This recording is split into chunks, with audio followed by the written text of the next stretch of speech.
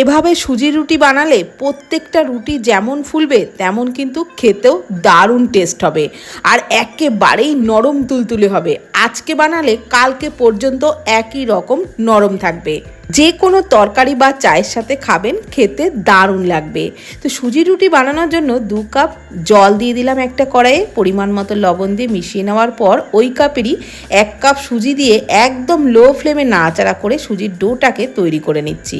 আর এই ডোটাকে কিন্তু খুব বেশি নরম করেও নামাবেন না, আবার খুব হার্ড করেও কিন্তু নামাবেন না, মিডিয়াম করেই ডোটাকে নামিয়ে একটু ঠান্ডা করার পর ওই কাপেরই 1/2 কাপ ময়দা দিয়ে খুব ভালো করে ডোটাকে ঠেসে ঠেসে মেখে নিতে হবে।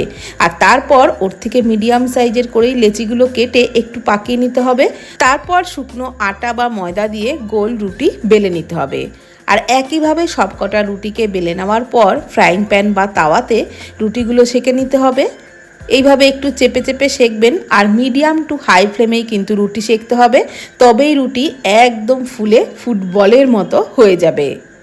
একদমই কিন্তু লো ফ্লেমে সেঁকা যাবে না, মিডিয়াম টু হাই ফ্লেমেই সেঁকতে হবে। আর এইভাবে একটু চেপে চেপে সেঁকলে রুটি কিন্তু দারুণ ফুলবে।